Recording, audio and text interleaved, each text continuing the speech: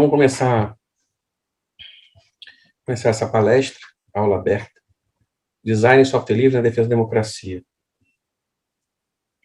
Então, como vocês sabem, há muito tempo atrás, parece que foram anos,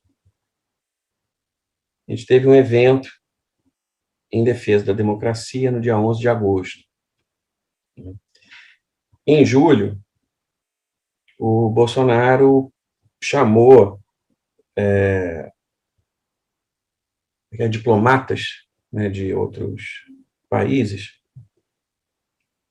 para uma palestra, né, uma exposição, em que ele apresentou um PowerPoint mostrando as vulnerabilidades, as supostas vulnerabilidades das urnas eletrônicas e como a democracia estaria em risco.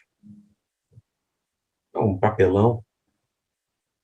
Mas a gente entendia na época que, de fato, ele estava gramando uma justificativa, né, para um autogolpe. E, na verdade, era isso mesmo, né, que ele não conseguiu apoio para ir adiante.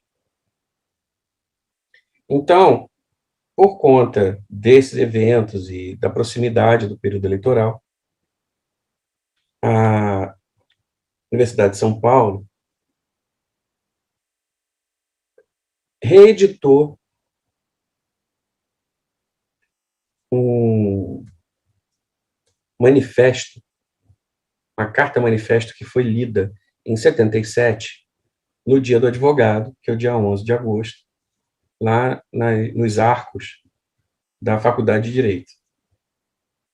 Então, eles escreveram, né, um grupo de advogados e ativistas, sei lá, escreveram uma carta em defesa da democracia e começaram a coletar assinaturas online e várias universidades resolveram replicar o evento no dia 11. Então, seria feita a leitura na USP, mas também seria feita a leitura em várias outras universidades pelo país. E, na PUC,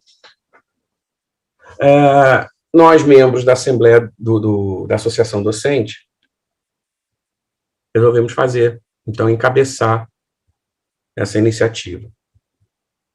E eu, como membro da diretoria, e membro designer da diretoria, né, mais do que apenas membro da diretoria, fui meio que escalado, indicado, apontado, sei lá, para cuidar da comunicação visual para o evento. Por quê? Porque as aulas iam começar na terça-feira e o evento seria na quinta. Então, a gente tinha muito pouco tempo para divulgar. Então, a palestra, esse nosso bate-papo de 1 hora e pouquinho, vai tratar do case do Pilotis pela Democracia, que foi o nome que nós demos ao nosso evento. Né? Mais que isso, né, eu vou aproveitar também, né, para chegar na identidade visual da comunicação do Pilotis pela Democracia, é preciso voltar um pouquinho para a comunicação visual do site. Né? E a comunicação visual do site, ela também tem certos pressupostos e dialoga com a marca provisória da Associação Docente. Então, a gente vai tratar disso tudo nessa 1 hora e pouquinho que a gente vai conversar. Bom, tem que me apresentar, a parte que eu menos gosto de fazer. Então, meu nome é Alexandre, eu sou designer e advogado, né, então tenho dupla formação, 2 graduações. Eu dou aula nas 2 áreas e eu atuo nas 2 áreas também. Então, eu sou mestre em design, sou doutorando em design também, e sou professor do Departamento de Arte e Design da graduação e professor do Instituto de Direito, que é a pós-graduação em Direito, especificamente da pós-graduação em Direito de Propriedade Intelectual da PUC, né, junto ao Departamento de Direito. E aí tem meu contato, caso alguém, sei lá, queira entrar em contato.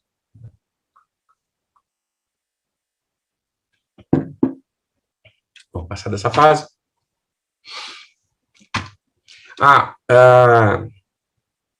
Essa palestra foi apresentada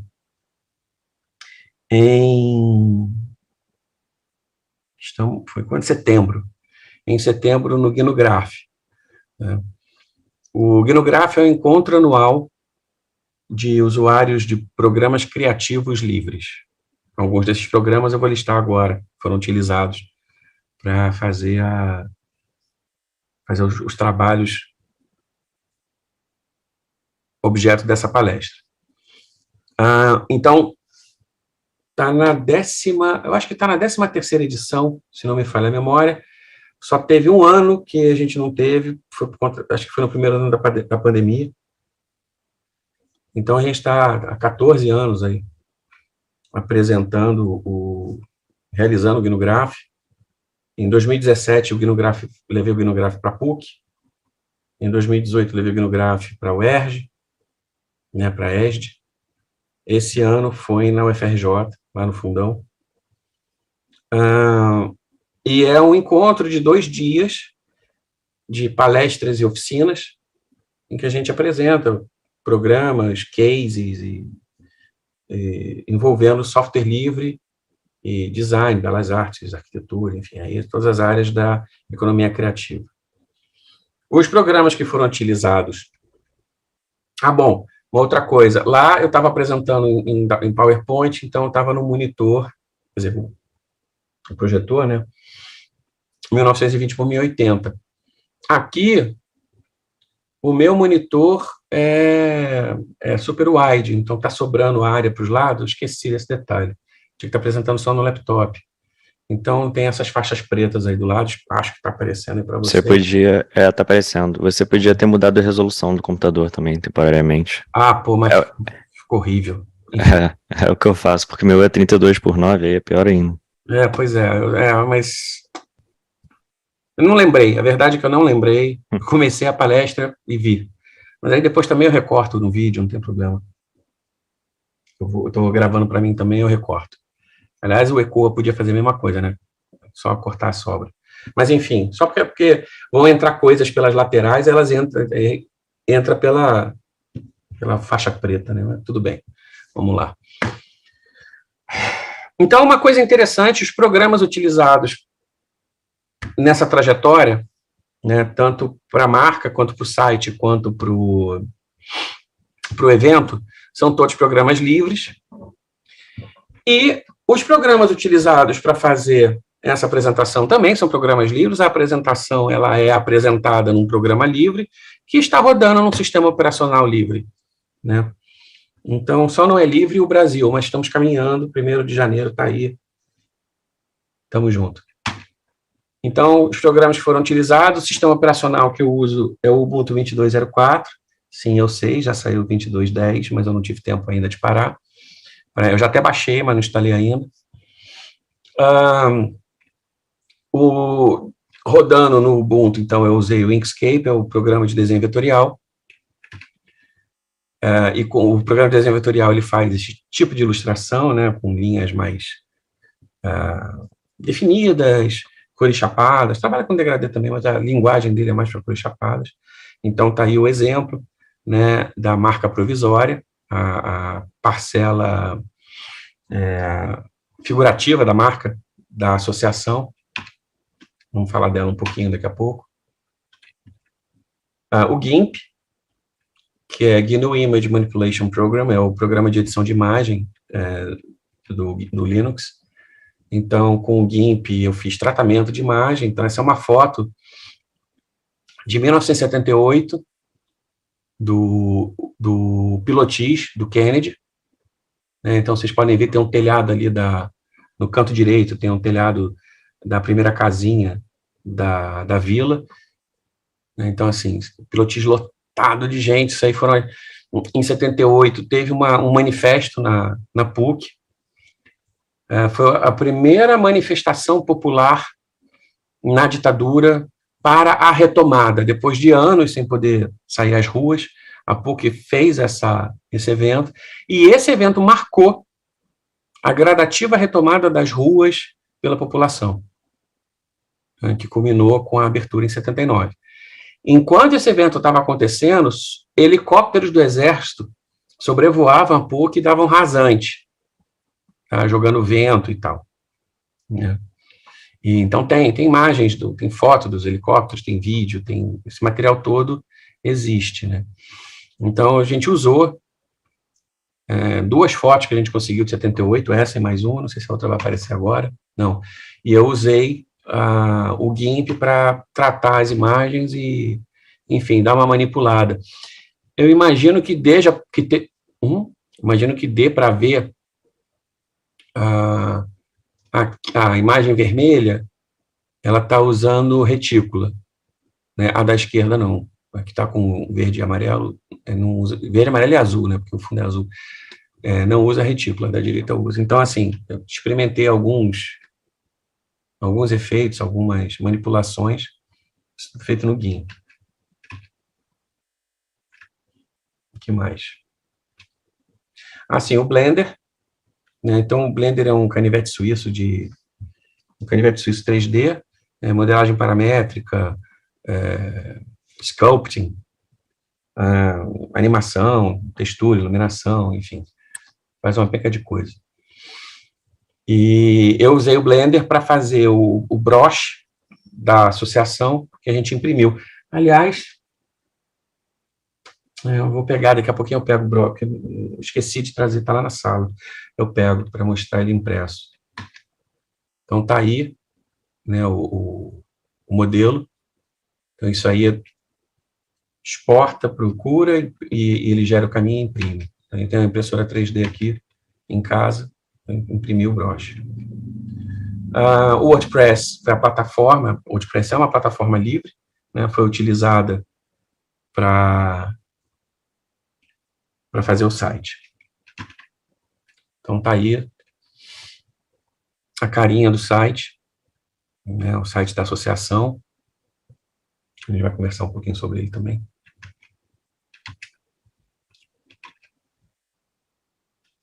E o que é a associação, né? Então, a associação docente ela já existia, mas ela acabou, assim, originalmente, ela, claro, né, dentro do contexto do final da ditadura, ela tinha uma pauta de reivindicação muito da reconquista da educação, da liberdade de cátedra, né, da PUC ter condições, novamente, mínimas para a aula e tal. E, claro, também questões salariais.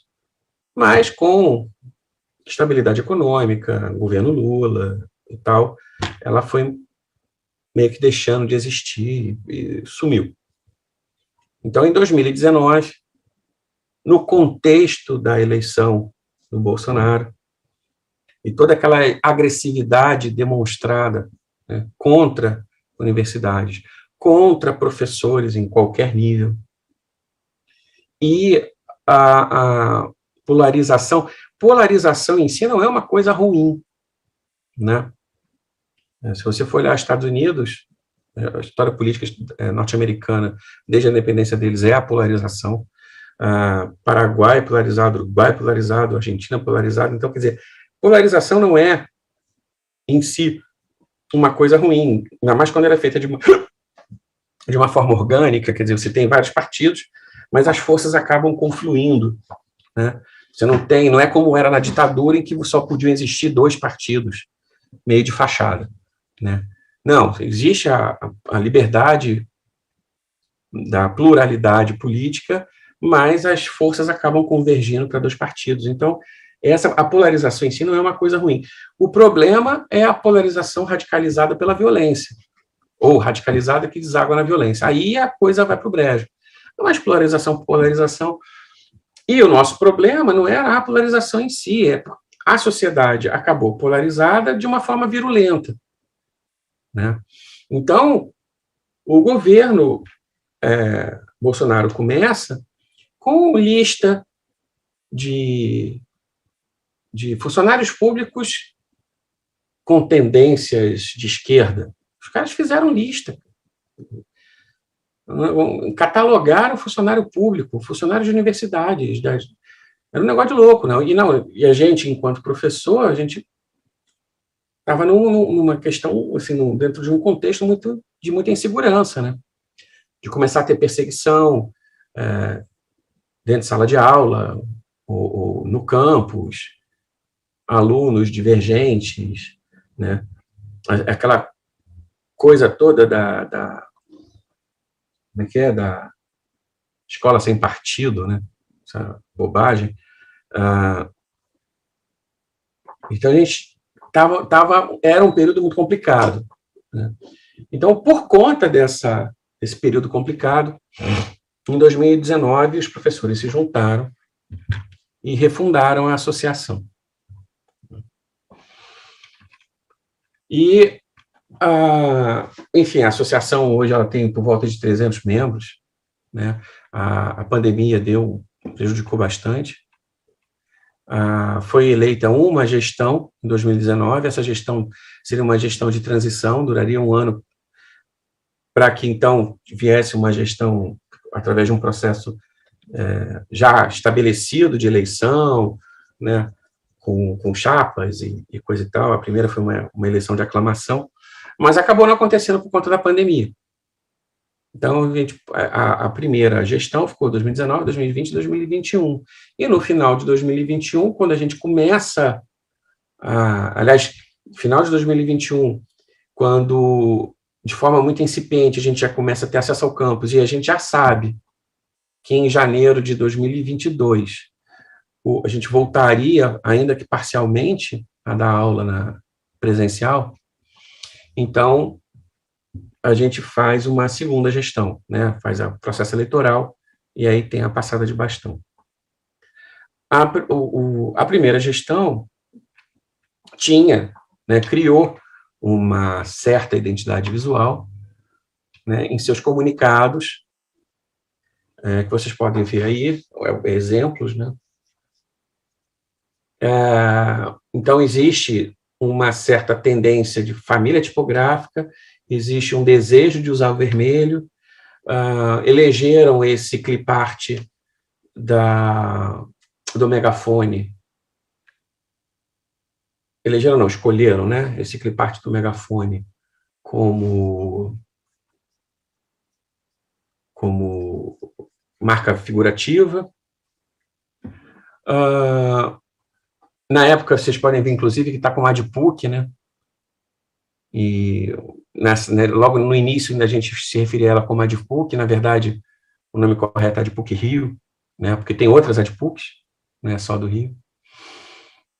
Então, quando a gente entra na segunda gestão, na virada do ano, né, 2001 para 2022, uma das propostas, né, uma das promessas de campanha, né, coisas a fazer, foi tentar dar uma uniformizada na identidade visual da associação. Não refazer. A ideia não é jogar fora o que foi feito para fazer do zero. Claro que não, né? Dar uma continuidade, só que estabelecer certos parâmetros, né? Qual é a tipografia que vai ser utilizada nos títulos, qual a tipografia que vai ser utilizada em texto, qual é a marca, qual é o padrão de cores que a gente vai utilizar, se é que vai utilizar um padrão, enfim. E a coisa meio que começou assim. Não foi feito ainda, não foram feitas reuniões para debater. Na diretoria, eu já comentei algumas vezes que eu acho que o megafone não é apropriado, né, para a ADPUC. Vocês podem contestar. Mas, assim, eu acho que, nem só porque esse megafone é onipresente, né? Para onde você olha, esse clipart do megafone está por aí. Mas não é isso, não. Eu acho que o megafone, ele passa muito uma mensagem de contestação, de mobilização. Ele funciona muito bem para um sindicato, por exemplo. Mas a ADPUC, ela não tem perfil de sindicato, ela não é sindical. Tá? Ela é uma associação, ela é muito mais... ela parte muito mais da negociação e do diálogo do que do enfrentamento. Então, o megafone, ele não me parece muito apropriado para a associação. Só que esse debate... Estão ouvindo? Estão passando aqui anúncio de supermercado. Enfim. Só que, no contexto do momento eleitoral, em que a gente tinha muito um posicionamento, a gente, estou falando enquanto nação, tinha um certo viés ideológico, tinha um posicionamento muito de resistência, né? Resistência, enfrentamento e trazer de volta um certo ar, né? Nos libertar do bolsonarismo. Aí o megafone tinha a ver, o megafone se encaixava bem. Por isso que a gente ainda não começou uma discussão sobre a reforma da logomarca, né? Por conta do período eleitoral, a gente deu uma segurada. Não, vamos continuar usando o megafone, pelo menos durante o período eleitoral, e aí em 23 a gente discute. Porque aí, é claro, né, não é sair sugerindo desenho, é fazer um trabalho de design, né? É entender do que se trata, quais são os objetivos, qual é a missão, quais são as características da ADPUC, o que a gente quer transmitir com a logomarca, e por aí vai. Mas, naquele início de 22, início desse ano, a ideia era só uniformizar o que tinha sido feito até agora, estabelecer padrões e fazer o site, né, que era outra demanda. A gente tem um site para ser um local para divulgar, para ser o nosso acervo. Então, quer saber qual foi o comunicado da ADPUC de 2019, está lá no acervo, na nossa biblioteca, vai lá. E também uma plataforma de trabalho, quer dizer, ele tem ferramentas de rede social, ele tem fórum de discussão, então você pode formar grupos de trabalho, discutir temas e amadurecer temas e levar para a plenária, enfim. Então, é um local interessante de trabalho.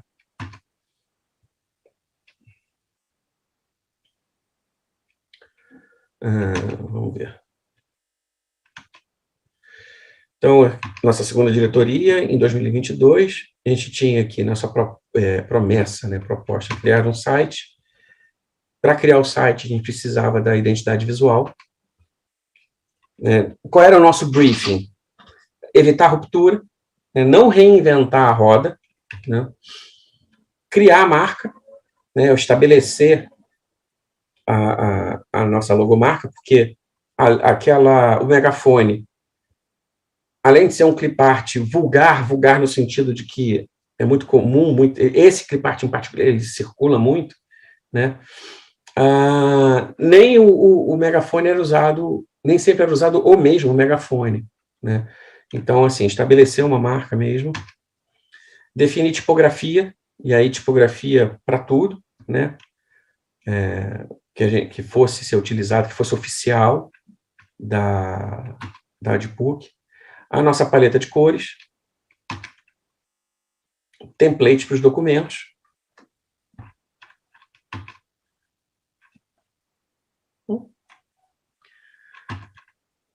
E aí vamos começar, então, pela marca.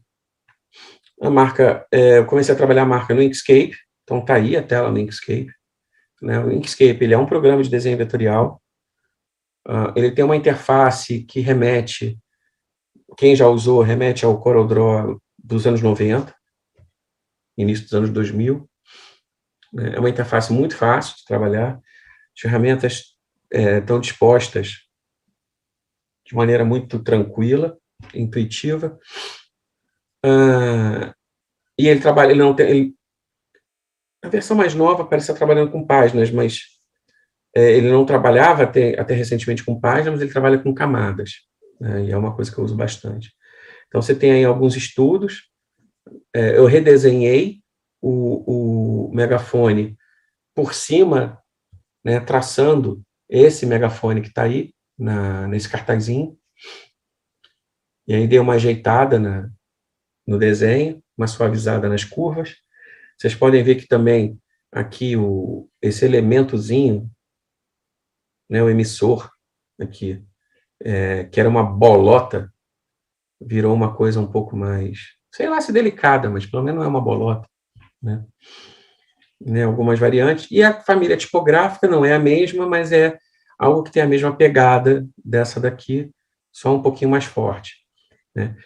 E aí, a gente tem a marca nominativa, que é essa, a de PUC-Rio, Associação de Docentes da PUC-Rio, né, com duas famílias tipográficas diferentes. E a gente tem a marca mista, que, por enquanto, é o megafone gritando a de PUC-Rio.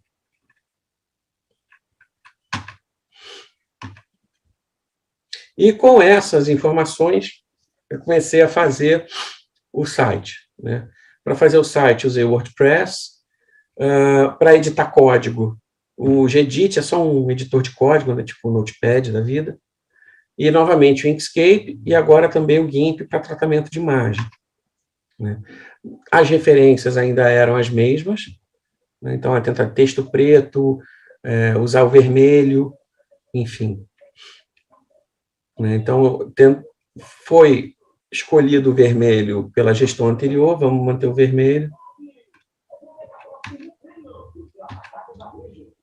E aí, para ajudar a pensar, né, como seria a cara do site, eu trabalhei em cima de uma imagem de chamada para a primeira postagem, né, um tipo, chegamos, né, estamos aqui. E aí me veio esse céu vermelho com esses holofotes projetando, né? Só que projetando em creme, né? Tem uma coisa meio clássica, meio antiga, talvez, não sei, né? Desse creme, né? Em vez do branco, do amarelo, enfim. E é uma relação que não briga muito, né? Esse vermelho com esse creme, ele não briga. Não briga, também não é berrante. Só que aí trazia um problema, né? A leitura do megafone da de PUC-Rio, né? Só o preto não tinha impacto, não tinha uma pegada. Então, resolvi isso pintando de creme também. E aí, essa coisa do fio contornando, esse fio mais grosso, né, com cantos arredondados, meio que ficou bacana, né? Então, estava se delineando aí um caminho, né, para a comunicação visual do site. Então, cheguei a essa imagem. A partir dessa imagem, né, a gente precisava de íconezinhos, né? Como é que a gente chama isso? O avatar do usuário, né? A gente precisava desse avatarzinho desse usuário, e ele é redondo, pelo menos no tema que está sendo usado, Ele é redondo. Então, precisava do avatar para a associação e precisava do avatar para a secretaria. Então, precisava para identificar o usuário Adpuc Rio, porque as postagens do blog, né, as notícias são postadas pela Adpuc Rio, então a gente precisava de uma identidade para a Adpuc Rio, precisava de uma identidade para o usuário secretaria e uma identidade para o grupo diretoria. E todas elas são redondas. Obrigado. E todas elas são redondas. Tá? Então, a partir disso aqui, eu cheguei nesse biscoito aqui, nesse redondinho aqui, com o megafone. Só que isso é pesado pra caramba, né? Então, esse, na verdade, não é o usuário Adpuc Rio. O usuário Adpuc Rio é uma variante dele, que, na verdade, o usuário PUC Rio é esse aqui de baixo. É só o megafonezinho. Esse aqui eu acho que é da secretaria, e esse aqui é o do grupo. Então, são essas 3 variantes que foram usadas no site. São os 3 usuários relacionados à Adpuc. A fonte para os títulos é a Oswald, e a paleta de cor ficou sendo essa, para o site. Tá? São 2 tons de vermelho e um creme bem, bem clarinho. E aí o resultado, já mostrei lá atrás, ficou uma coisa assim. Tá? Site com 2 colunas, é um site, site careta. É careta. A proposta é que seja careta. Né? Ele é um site de trabalho e é um site de notícias, então não tem muito o que inventar moda com ele. Deixa eu abrir ele aqui.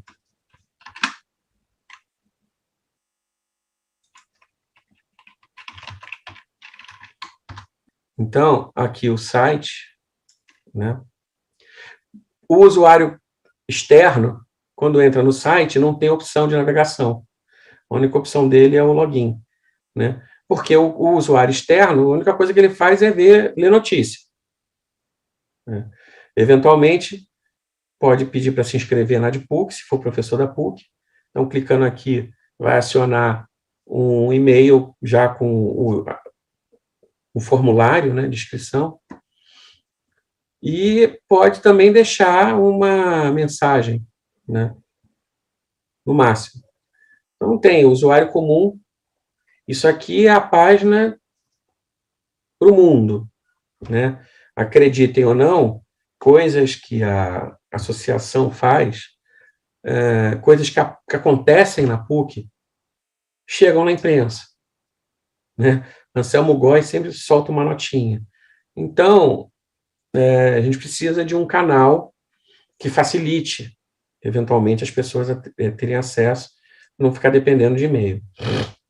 De qualquer forma, a Adpuc Rio tem uma página no Facebook e no Instagram, né? Então você pode clicar a partir daqui, e quando a gente publica uma postagem, essa postagem já é rebatida direto para o Facebook, e também envia um e-mail com um completinho para todos os associados. Né? E aqui embaixo,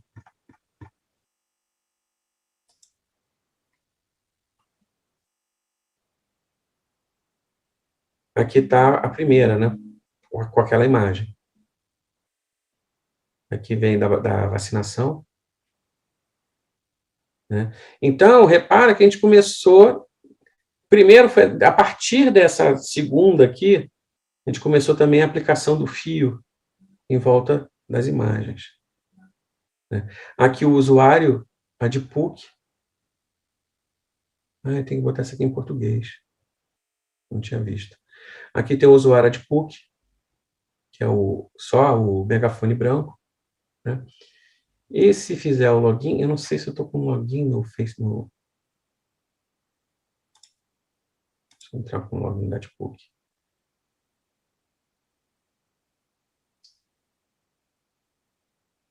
Então, quando entra com login da Adpool tem a barra, tá? Os outros logins não. Só quem não é da diretoria não tem a barra de navegação no WordPress. Isso aqui é só porque eu entrei com o login da diretoria. Se eu entro com o meu perfil pessoal, de membro da associação, aí eu não tenho a barra.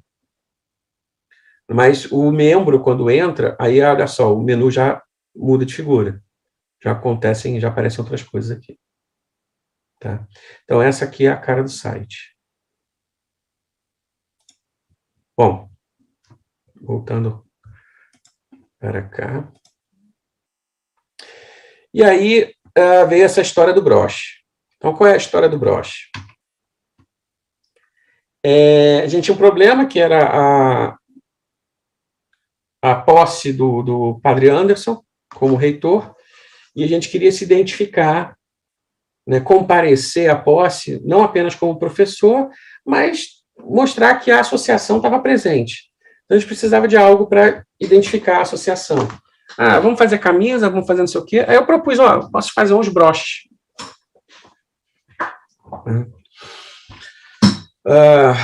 Com a impressora 3D, imprima, a gente coloca na roupa e coisa e tal.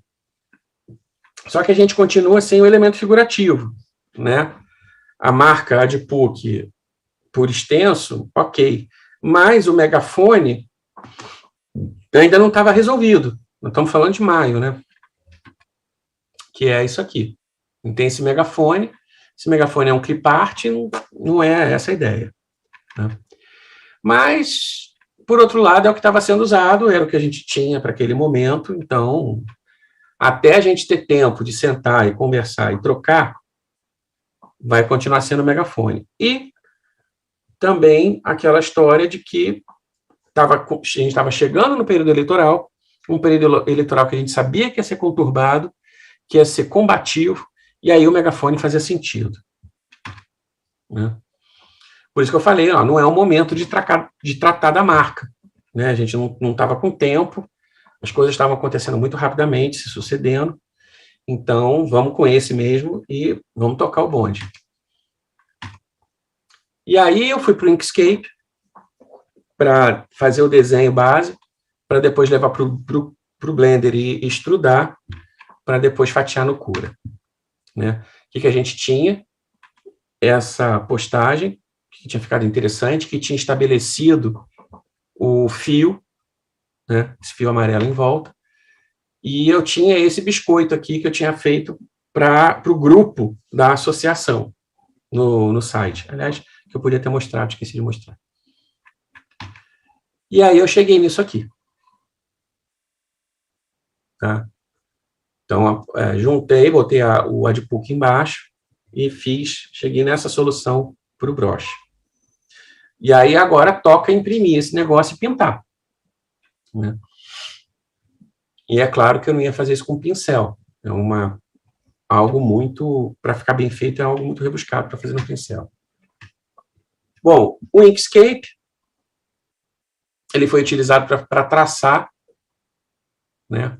Se eu pudesse dar o zoom aqui, isso é uma captura demais, se eu pudesse dar o zoom, daria para ver que eu tenho 2 linhas em cada uma delas, né? Então, eu já estava mapeando aqui quais seriam as peças que seriam impressas. Então, cada letrinha é uma peça autônoma, o hífen e o pingo do i também,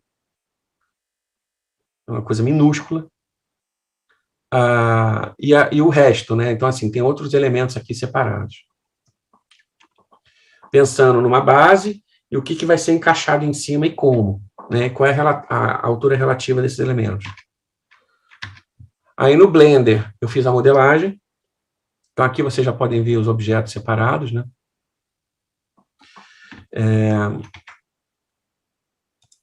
Aqui, então olha só. Então aqui os elementos, ó, separadinhos.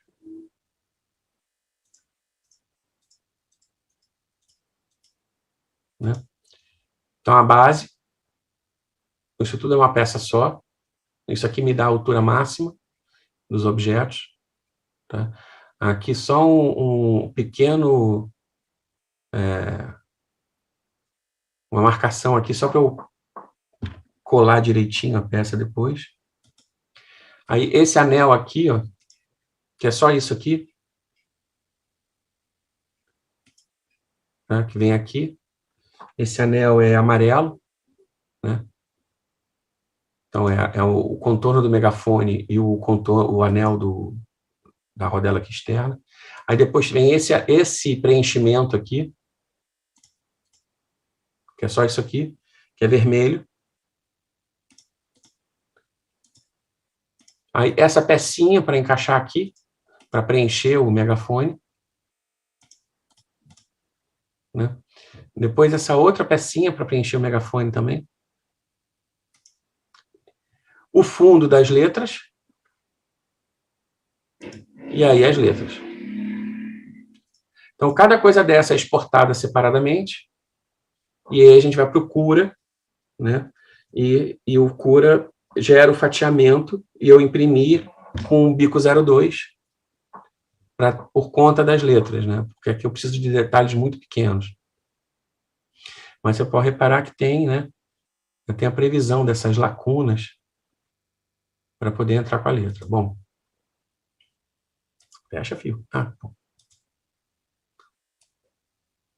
Deixa eu deixar isso aqui.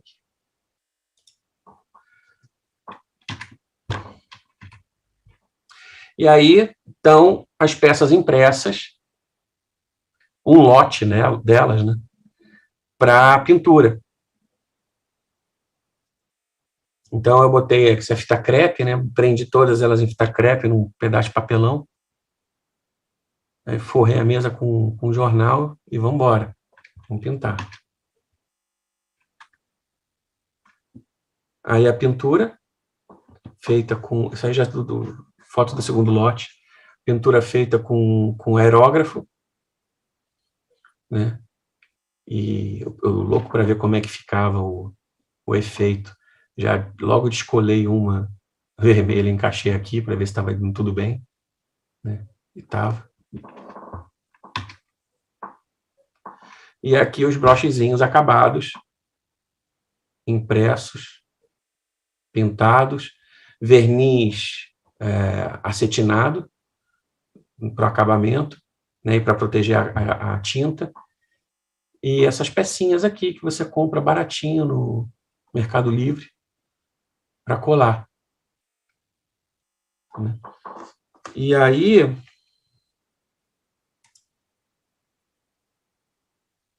Rapidinho aqui. Então, aqui está o brochezinho. Né? Impresso. Bonitinho.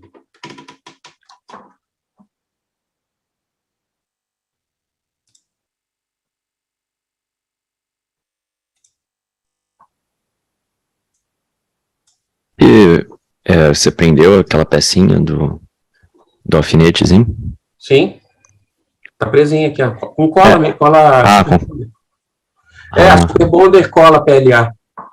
Né? O que é acrilato? Esqueci a formulação. Ela cola direitinho, PLA cola direitinho.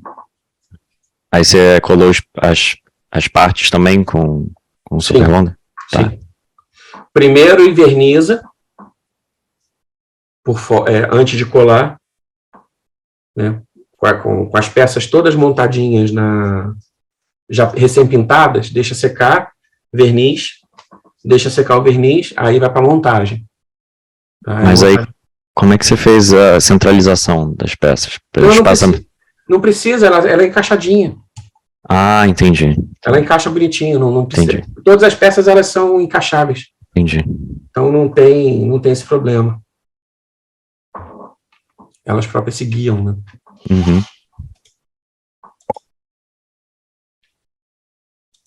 E aí chegamos no pilotismo para a democracia, no evento. Então a gente já tinha o site, já tinha o broche, e surgiu, né, a posse do padre Anderson foi em final de maio, ou início de junho, acho que foi final de maio.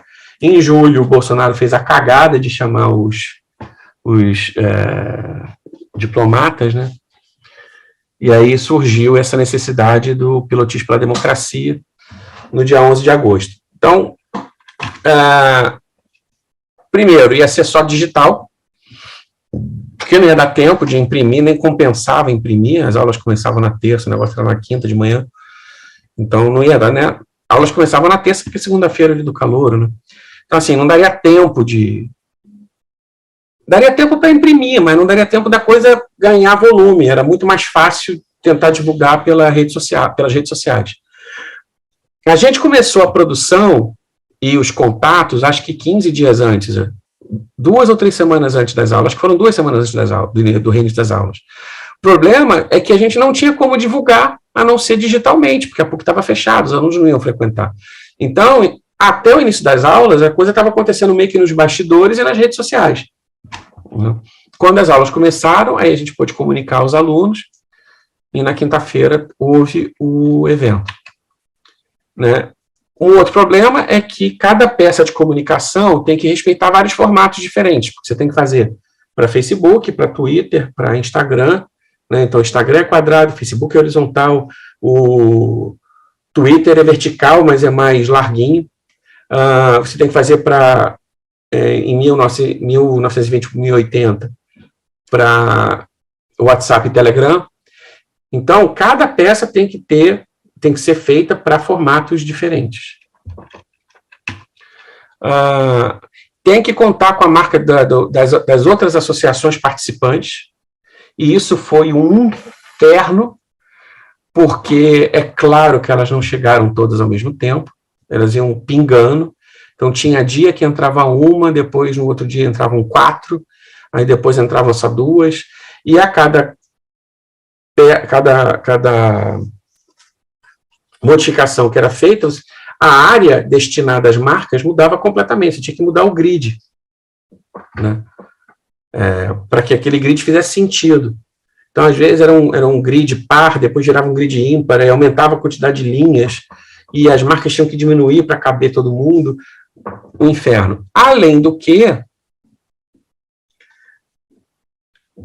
a maior parte das marcas, é muito mal feita. Arquivo em baixa resolução, o pessoal não manda, você tem que ficar na internet catando marca dos caras, é um negócio de louco. E tem que tratar para tirar fundo. Tem umas que são ótimas, alta resolução, PNG, fundo transparente, pô. Até parece que teve designer participando, né, quando fizeram a marca. Mas outras, putz grila, JPEG, vagabundérrimo, 72 dpi, minúsculo, pequenininho. Eu tive que redesenhar algumas delas, né? A referência era 1978, então aquelas fotos que eu mostrei mais cedo, né? Tinha que ter consistência com a linguagem do site, até porque também ia ser divulgado no site. E a gente está tentando criar esse senso de identidade visual para que as pessoas, quando batam o olhar em um tipo de comunicação, saibam, isso aí veio da ADPUC. Né? Então, aí as nossas fotos, então essa é uma foto de 78, aliás, está o cabelo do cara aqui que não me deixa mentir, né? Esse cara aqui olhando de lado, é o cabelão dele. Né? Então, aí 78, lá no Pilotis. E aí, as nossas primeiras tentativas de peças.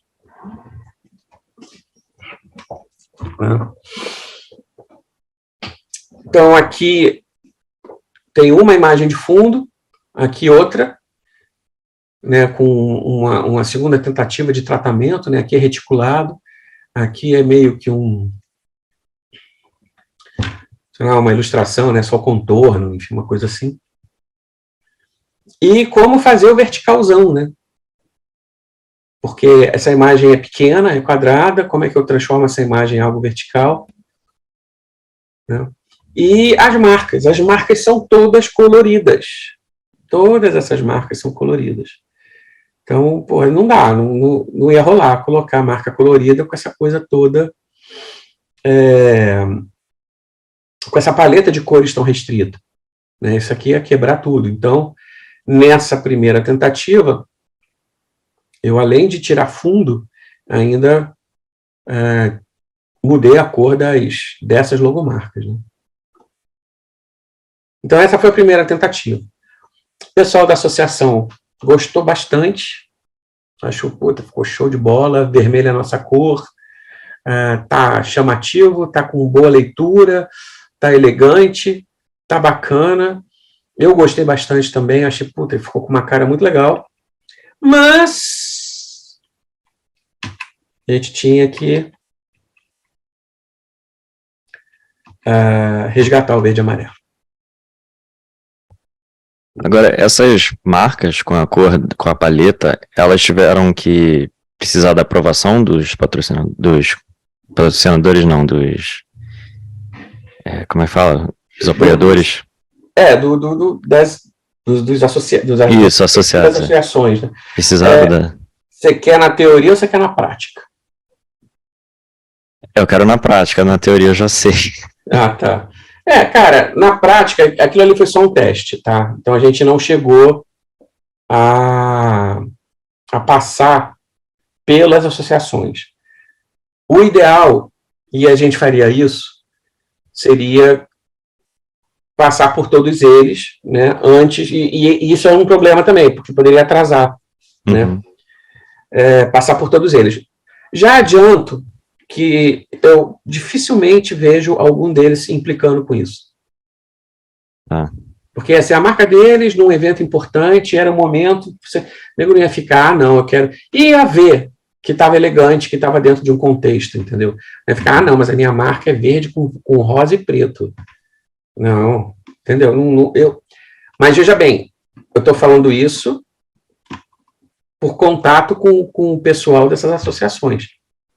Na prática, a gente não chegou a colocar em prática.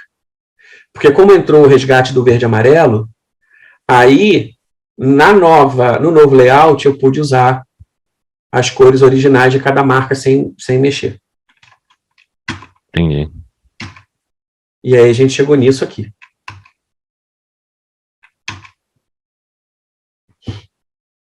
Né?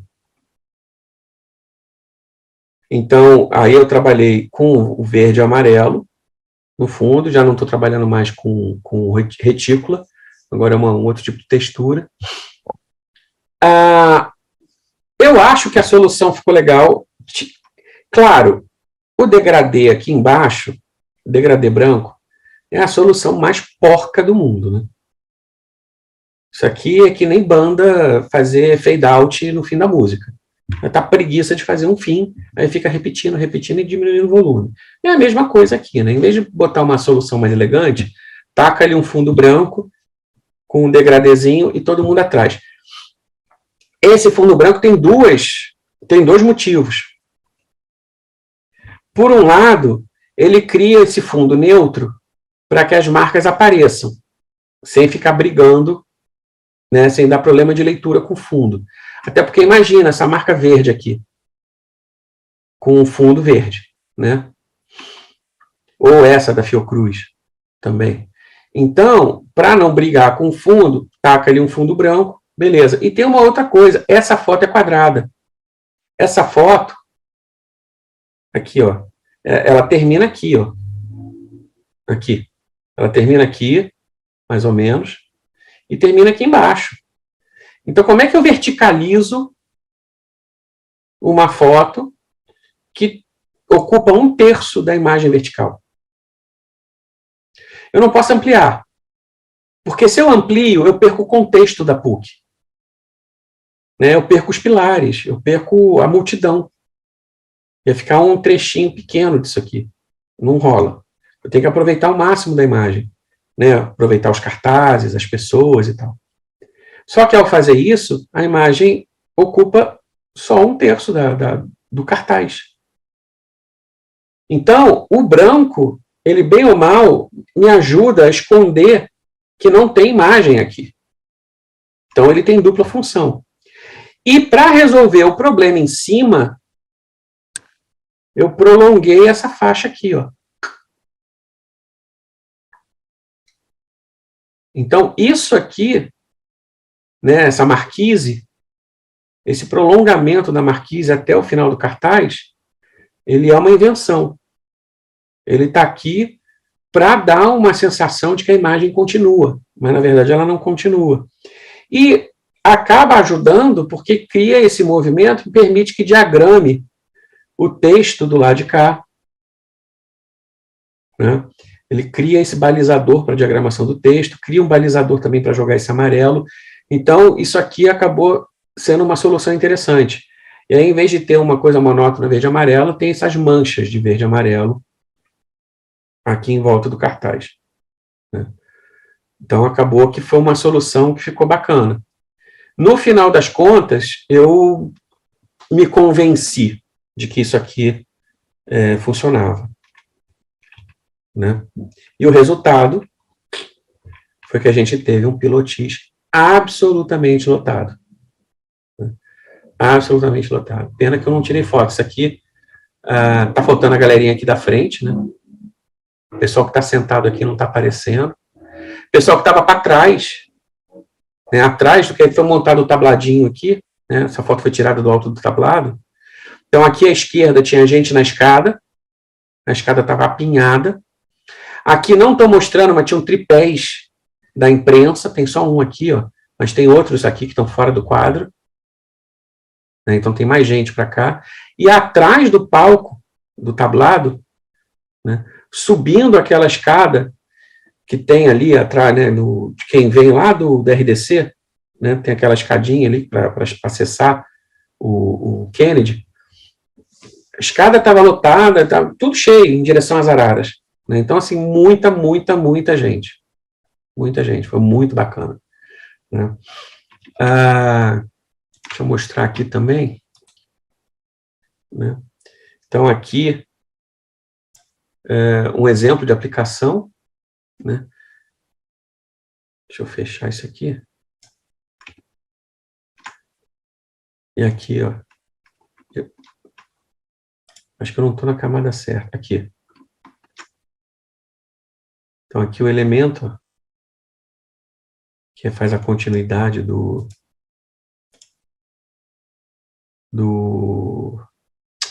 da marquise. Aí tem essas geometrias aqui para eu poder trabalhar com degradê. E aqui as marquinhas.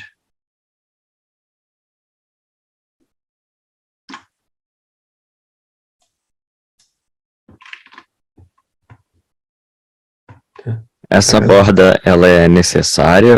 Essa borda aqui? Para um corte ou era mais questão de estética? Não, é mais questão de estética, só para para continuar com a linguagem que é usada no site. Mas ela não ficou desse tamanho todo, não. No final das contas, isso aqui, depois, o que acontece? Isso aqui, eu tenho que exportar desse jeito. Tem que pegar isso aqui tudo, selecionar e exportar, né? Aí eu venho aqui. Cadê? Aqui, exportação. Então vamos lá, seleção, ocultar todo o resto, 120, tá bom. Deixa eu só mudar, botar em outro lugar. Tá. Tem até um aqui. Deixa eu ver se foi.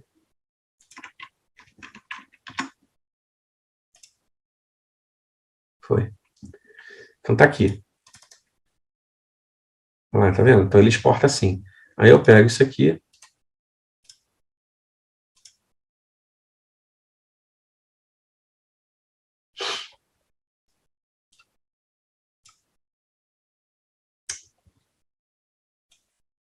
Venho aqui para o GIMP. E aí aqui eu vou fazer o corte.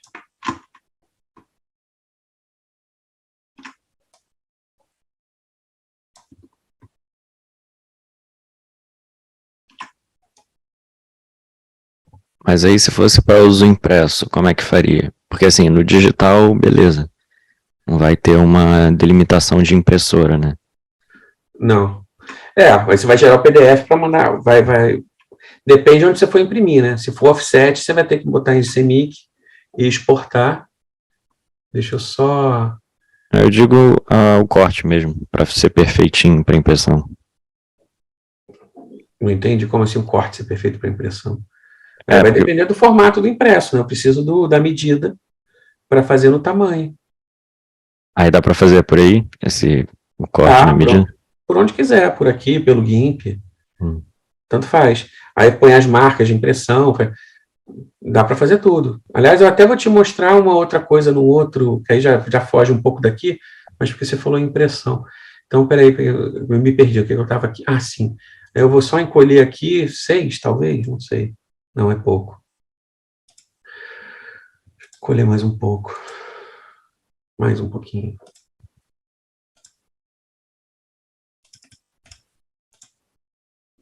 Tá bom, vamos ver como é que fica. Aí eu corto, e aí eu tenho isso aqui como resultado final.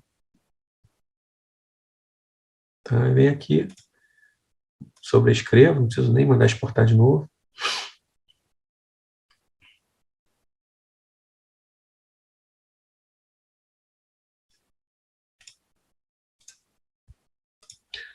E aí tá aqui, ó.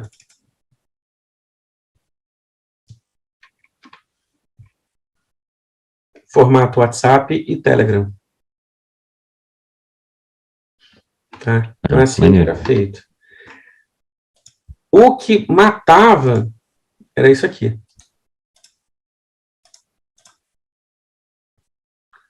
eu fechar isso aqui.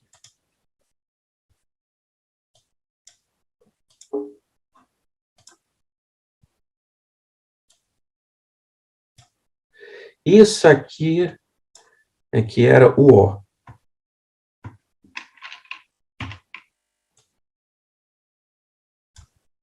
Aqui era montar o grid.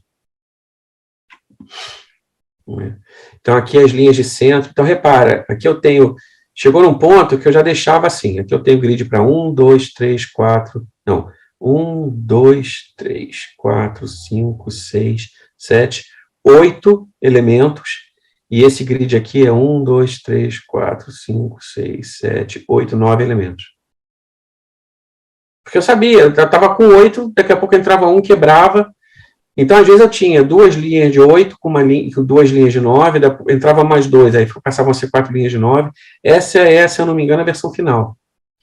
E você começa a mexer, você tem que, daqui a pouco, mudar o que já estava feito de lugar para manter um certo equilíbrio, né? Tentar fazer uma distribuição um pouco harmônica no meio dessa confusão, né? Sem harmonia nenhuma. Então, isso aqui, eu já estava num ponto que o pessoal falava, entrou mais uma associação. Eu, não, mais uma não. Essa daqui foi a pior marca de todas. PPGCI. Por quê? Porque é muito baixa resolução, baixíssima resolução. Ela, assim, até que esse eu dou zoom, aqui, olha só, toda errada. Mas olha, a Juízes pela Democracia, essa daqui, essa daqui, essa daqui. Essas outras estão funcionando nesse nível de zoom. Essa daqui já não funciona mais.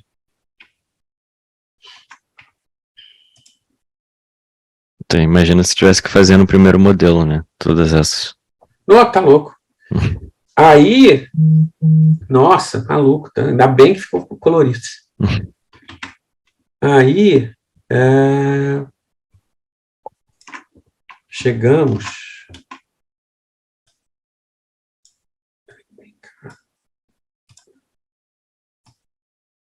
E aí, para o pessoal baixar, porque o lance acontecia assim, fazia um lote de comunicação, aí no final, durante o dia. Aí chegava à noite, chegaram mais 3. Porra, toca de fazer tudo de novo, né? Alterar o grid, montar.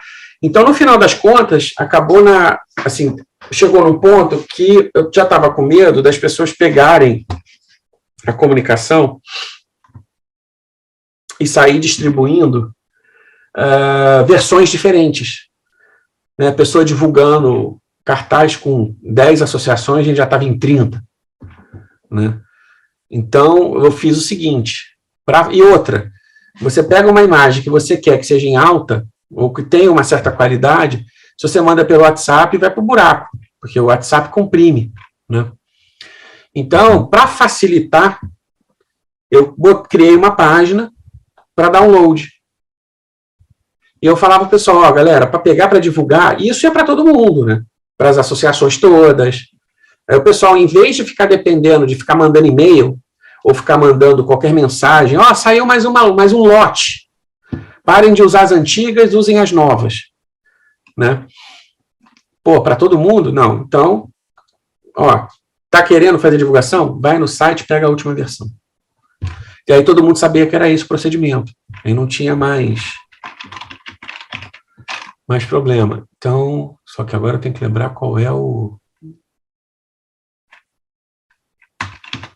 é Outlook mesmo. E aí eu fiz essa página aqui. Tá? Deixa essa... Ó, versão atual 7. Então, assim, repara, a instrução é a seguinte, baixa, repara no nome do arquivo, o nome do arquivo tem que estar 07. Né? Então, por exemplo, aqui sei lá, 1024.768.07. Né? Essa daqui é 1920.1080.07. Essas duas aqui foram feitas para serem projetadas em Datashow. Então, na terça e na quarta, com o início das aulas, projeta em Datashow para fazer o anúncio enquanto está dando aquela primeira aula de boas-vindas, né, para os alunos e tal, explicando o curso. Isso aqui fica como decoração de fundo de sala. Aí, Facebook, WhatsApp, Telegram, o feed do Instagram e Twitter. Aí o pessoal vem aqui e sai abaixando de acordo com a necessidade. Mas por que o do WhatsApp é assim vertical? Para você ver em tela cheia. Ah, entendi. Você clica e vê, ele ocupa a tela inteira do celular. Porque eu tava pensando que na pré-visualização ele fica quadrado, né? Mas quando você na abre pré-visualização fica ruim. Quem tem pré-visualização plena é o Telegram. Ele mostra ele inteirinho, só que menor. Aí você clica e ele preenche a tela. No WhatsApp, não. Mas, agora também, porra, tá de sacanagem que queria que eu fizesse o quadradinho prevendo o preview para depois fazer tela cheia, né? Ah, porra, então tá, mas não me manda então esse negócio aqui embaixo, pô. Sem grid. Né? Pô, fala sério. E a última coisa...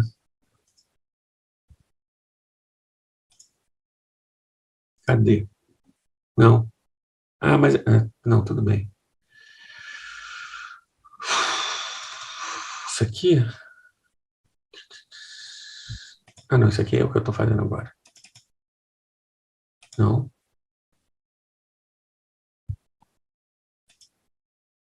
Ué. Ah, agora eu não estou achando. Será que é isso aqui? Aula 1? Ou será que o que eu estou apresentando é aula 1? Exatamente. Então não é isso não. Não estou achando agora. É porque eu fiz também uma apresentação para ficar em loop no Datashow, que eles colocaram lá uma tela, aí ele ficava rodando com as marcas, mas agora eu não sei onde é que está esse negócio.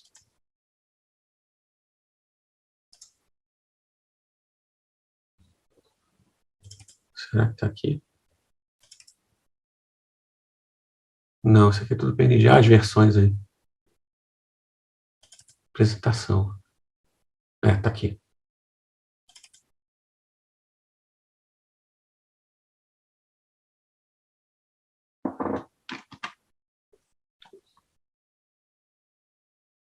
Está na proporção errada aqui. Ele fica no automático. Vai passando e vai rodando.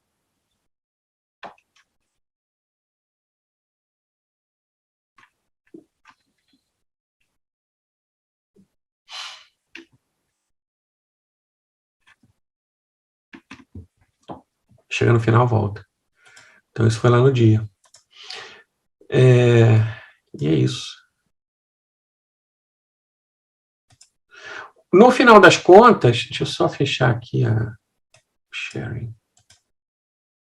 No final das contas, uma coisa interessante é que esse tipo de esquema só foi usado software livre e gratuito para tudo, né? E o software livre, ele tudo bem, a gente não teve impresso, mas ele daria para fazer o impresso do mesmo jeito. Eu acho que eu não tenho aqui para mostrar, porque eu tirei do meu HD. Deixa eu ver se está aqui ainda. Ah, não, tenho sim. Já sei onde eu tenho. O problema é... Mas isso está se tornando... na verdade, com o tempo, a gente precisa defender cada vez menos o software livre, porque o pago está se acabando sozinho. Você acha? Recentemente, você não pode fazer mais documentos nem editar usando o cor Pantone, a não ser que você assine mais $10 por mês na sua assinatura da Adobe. Assim, não que a Pantone seja uma coisa que todo mundo use, mas muita gente devia usar sem saber, né? Muita gente que não usa cor já usa esse padrão. Então, assim, a Pantone tá colocando inscrição em cima da inscrição, então tá ficando difícil. Mas, quer dizer, então, mesmo que você pague Adobe, o Pantone não está incluído, né? Tem que pagar mais, E aí isso é a porta, né? Qual vai ser a próxima? Então, aqui, ó, só para você ter uma ideia. Tá? Então, cartaz, tem todas as marcas, tá vendo? De saída de impressão. Não tô vendo porque não tá compartilhando. Porque eu não tô compartilhando, lógico, então você não vai ver nada, tem razão. Tem toda a razão.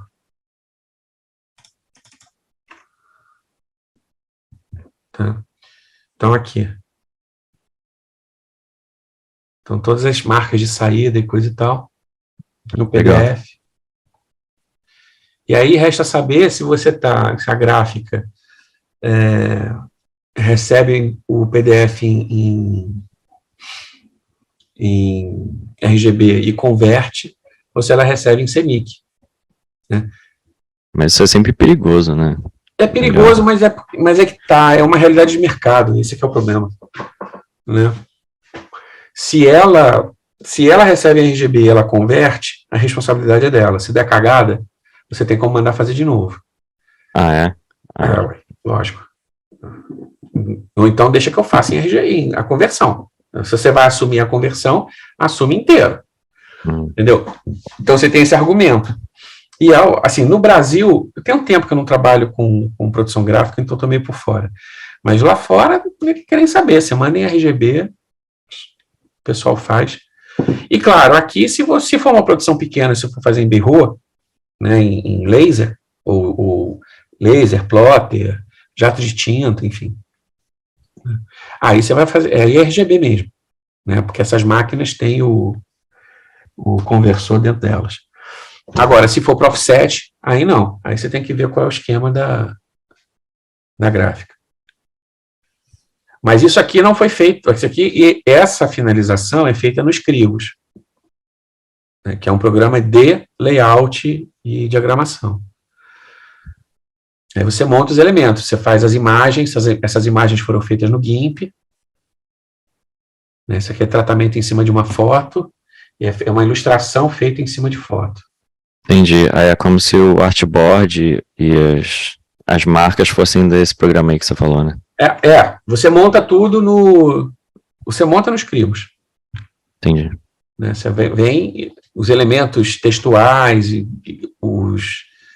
aqui no caso, como tem esse tratamento de textura, de cor, tá vendo? Que é a continuação né, da própria textura das imagens. Então, essas imagens aqui, esse texto, ele também foi feito no GIMP por conta disso. Né, para poder se aplicar essa textura dessa forma. Aqui não, aqui o texto é todo diagramado no próprio Scribus. Aqui você tem um desenho vetorial, né, essa mandala aqui, desenho vetorial feito no Inkscape. Aqui você tem manchinhas de cor aqui, como se fosse nesse material que faz essas gravuras aqui, né? Uhum. São no GIMP também. Então, você exporta esses elementos e você monta os elementos todos no Scribus. É que nem o InDesign. Você monta os elementos depois no InDesign para dar saída. Aí você tem a marca de corte, marca de dobra, marca de sangria. Você tem as escalas de cinza e de cor. Tem tudo aqui. Ele é um software profissional de arte e finalização. Só que como eu não dei saída impressa, não precisei. Olha só, que isso aqui também foi feito no Scribus. Ó. Então, fazer tabela nele, olha que bacana que fica. Uhum. Então, isso foi para o Gnograph de 2017, que foi na PUC. Aqui é um livretinho. Aliás, não, se bem que isso aqui é só um encarte. Né? Então, tem esse encarte aqui, em e-book. E tem uma coisa que não, essa aqui é a página simples. Aqui está com a imposição de página. Então, aqui, ó. 1 final, 2 e antepenúltimo. Aqui 3 faltando 3 para acabar, né? E por aí vai. Então, aqui você tem imposição de páginas para fazer a impressão direitinho.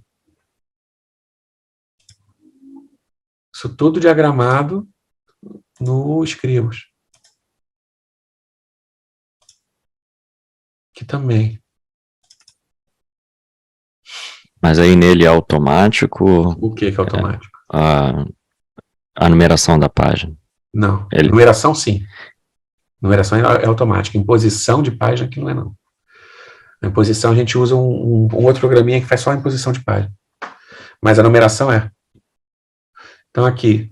E é muito legal você diagramar com um programa desses, porque o texto é uma classe.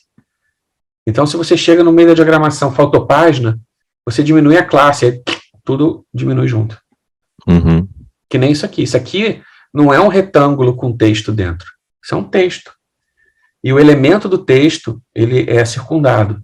Então, se eu mudo o tamanho da fonte, tudo muda junto. Então, assim, fazer esse tipo de gráfico nesse tipo de programa é uma beleza também. Agora, a numeração é ele que faz. Essas aqui estão numeradas? Não, essas aqui... Acho que esse é o livro 2. Não? É esse livro que está numerado. Está numerado aqui, ó. Mas aí daqui para frente, a identidade visual do AFPUC, ela vai manter? Vocês vão pensar em uma coisa nova? Não, a ideia é pensar na alteração do megafone, mas o resto, e aí vamos ver, né? Talvez o resto manter.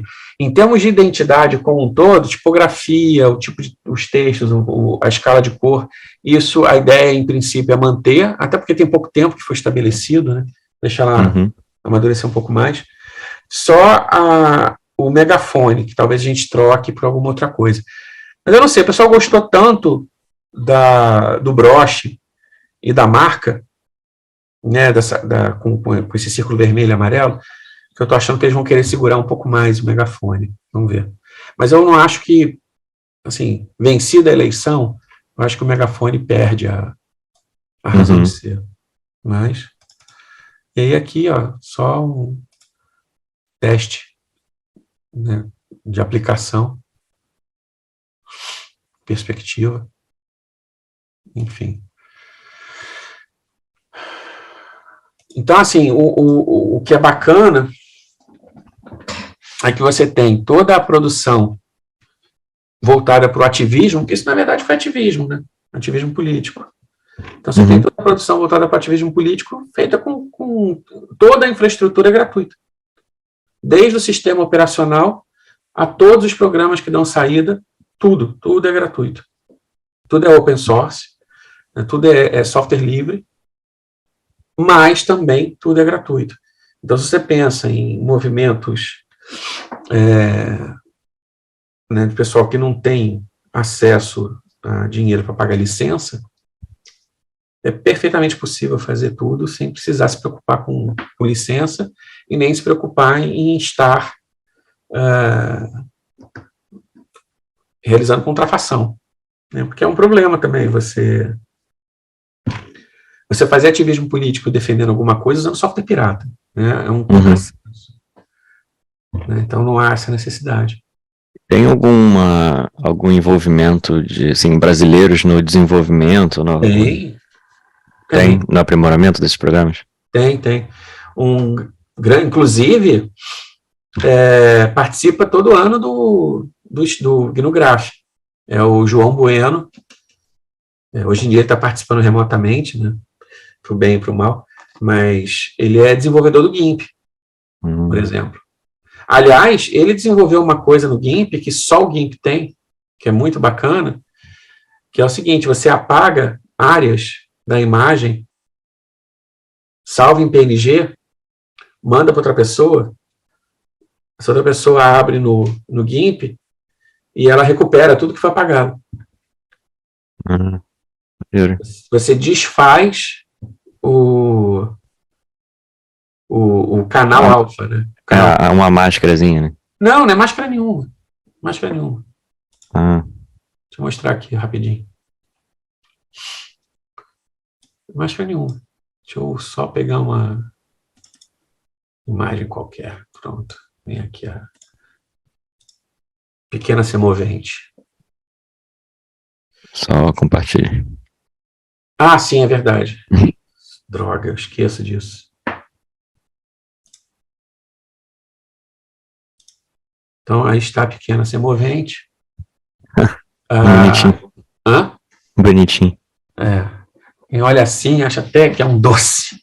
Um capeta. Tem o Tais. Personificação do Tais. Mas vamos lá. Então, aqui está um arquivo JPEG, então ele não tem canal alfa, né? Eu vou criar aqui um canal alfa para ele, então ele agora tem uma transparência. Eu pego a borracha, e vamos lá, apaguei aqui. Tá? Aí vamos fingir que eu apaguei de forma minimamente decente, deixei só a cachorrinha com fundo transparente. Mas aí quando você salva em PNG? Sim, PNG, se você salvar em PNG. Então fica no metadado dele? Não fica no metadado. Isso é que é o legal. Então vou lá, vou exportar. Então vou botar aqui PNG.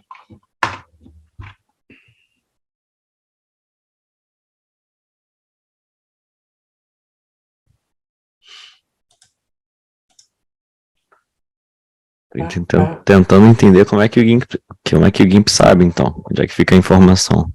Vou te explicar. Então tá aqui. Aí fecho. Pum. Mandei para você, você abre, mexe, salva, manda para mim de volta, eu recebi, vou ver o que você fez. Deixa eu abrir aqui o... Vamos lá, pegar daqui. Cadê? Aqui, PNG. Transparente, certo? Uhum. Aqui nas curvas.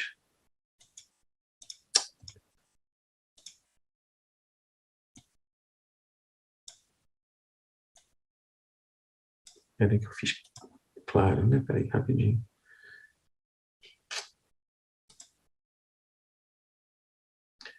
Eita, cadê o... Ah, tá aqui. Tinha feito uma cagada. Vamos aqui no canal alfa.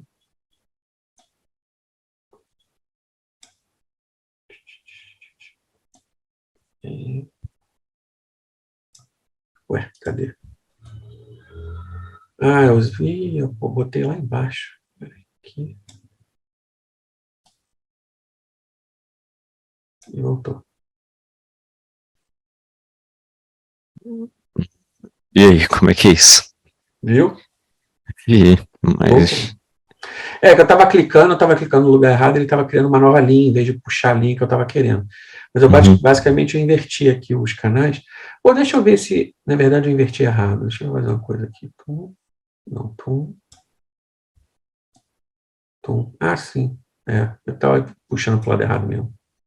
Tá aqui. Mas como é que ficou? Ah, acho que eu já entendi.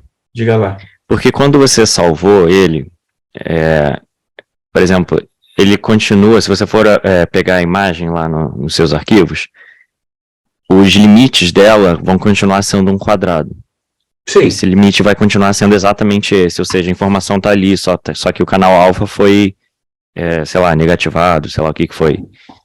Então, é por aí. Então, o que Então é acontece? isso. A informação continua ali, só que a gente não vê olho nu, a não ser que reverta o canal alfa.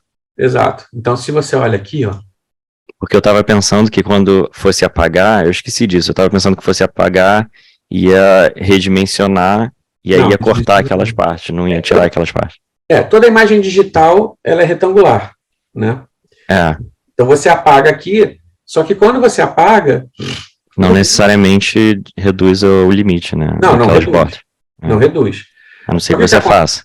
Hã? A não ser que você faça de propósito, você dá um Ah, sim. cropzinho. Mas não é o caso. Qualquer É, imagem, se você transforma em transparência, você continua com a imagem ali, continua. só que com pixel transparente. Uhum. Só que o que acontece é o seguinte, o GIMP, quando você apaga ou esmaece, né, enfim, Qualquer ferramenta dá no mesmo? é, o que ele faz é só mexer no canal alfa. Então as informações RGB são preservadas, olha lá. Tá vendo os Uhum. canais aqui? Uhum. Os canais estão preservados. Entendi. Só mexeu no alfa. E aí quando você exporta, né, que É, você vai exportar aqui, isso é muito bom para coedição, né? sim, Trabalho, olha trabalho aqui, conjunto. salvar informações de cor dos pixels transparentes. Ah, Inclusive, na versão anterior, isso vinha marcado por padrão. Eu não sei porque agora está desmarcado. Mas, enfim. deve ser para Então, economizar espaço, talvez. uma ideia. Então, o que ele está salvando aqui, então vamos dizer que aqui eu tenho um RGB qualquer, né? Só que, na verdade, como eu tenho o canal alfa, eu não tenho só RGB, eu tenho RGBA. E o Uhum. R, né, o canal vermelho, está variando de 0 a 255, o verde de 0 a 255 e o azul também. Uhum. E o alfa também. Então, eu tenho 256 gradações de transparência. Né? Quando eu salvo, o que ele faz? Né? Quando eu apago, ele zera aquele pedaço que eu apaguei, ele mexe no canal alfa, mas ele não mexe no RGB. Então eu tenho a transparência, mas só que o arquivo ainda preserva o RGB. Para eu recuperar, eu venho aqui nas curvas e eu inverto. Opa, aqui no alfa, eu inverto aqui. Então eu pego tudo que está transparente, que é preto, e transformo em branco. Tá? Aí quando eu der o OK, olha lá, tá vendo? Olha o canal alfa, tudo branco. Então está 100% opaco. Aí a imagem volta. Esse é o único programa que faz isso. Eu só achei meio estranho a forma de devolver a imagem. Sim, Não teria como pintar de volta? pode também, mas só que você tem É. que clicar só no canal. Né? Então eu venho aqui no canal alfa, deixa eu ver se eu consigo só pintar. Porque eu tava pensando assim para cortes, né? Se a pessoa não quiser devolver tudo, quer devolver só uma parte que ela quiser. Aí vai pintando, né? Mas aqui eu não estou conseguindo pintar. Peraí.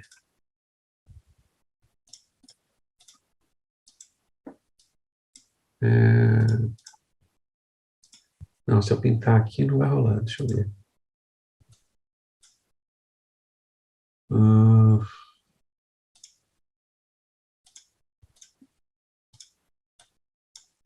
Tem uma forma. Aqui eu estou voltando tudo. Claro, se eu estiver trabalhando com máscara, é tranquilo, tá? Porque na máscara. Deixa eu voltar aqui. Mas se você fizer uma máscara nesse programa, e salvar em PNG, não vai dar, vai ter a mesma coisa, né? Ou vai? Não, Ou eu acho preservar a que, edição, não, né? aí eu acho que não. Se eu trabalhar com máscara, eu acho que não. Deixa eu só voltar aqui.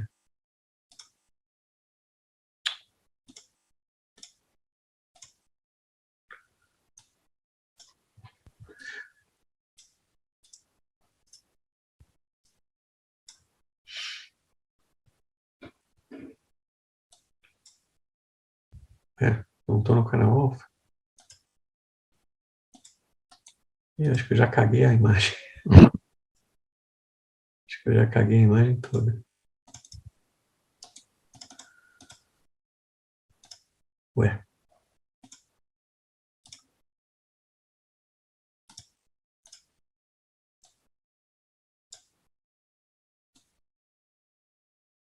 Estranho, era para estar voltando. Enfim. Deixa eu ver uma coisa aqui com máscara.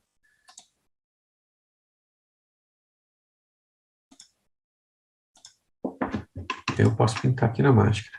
Tá? Então aqui eu estou trabalhando.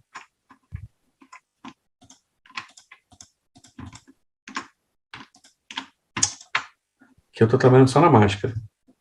Então, se eu chegar aqui. Aliás, aqui, ó.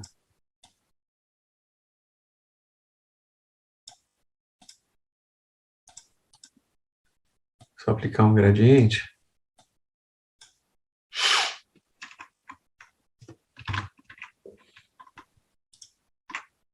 Eu estou com um gradiente de transparência para branco na máscara. Acontece que se eu salvar, se eu achatar, eu faço merda. Mas se eu salvar, aqui eu acho que não funciona dessa forma. Aqui eu acho que eu não consigo recuperar.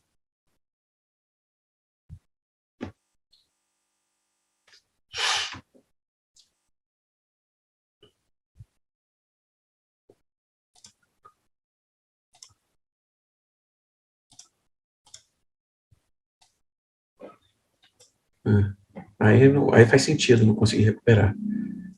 Porque eu estou trabalhando na máscara, não estou trabalhando na imagem. Tá? Aí faz sentido. Mas esse é o único programa que faz esse tipo de operação. Por quê? Porque quando você zera, ele preserva o RGB, mas ele está mexendo só no canal alfa. Qualquer outro programa, quando você apaga, por algum motivo, é a opção do desenvolvedor, nunca atinaram para o fato, eles zeram todos os canais. Zera o RGB e mexe no alfa. Aí você perde a informação. E quem fez isso, quem implementou essa jogada no GIMP foi esse cara, esse amigo meu, João. Maneiro. João Bueno. Tem também no Inkscape, tem uma galera da Bahia que contribui. No Cadem Live tem uma galera, aliás, a Bahia está cheio de galera que tem um coletivo lá que que usa software livre e eles contribuem com a programação dos programas. Então, eles contribuem com o Inkscape, com o Cadem Live. Esses dois, com certeza, os outros eu não tenho certeza. Então, a grande vantagem do software livre é essa também, né? Você, sabendo programar, você pode meter o dedo na mão na massa. É isso.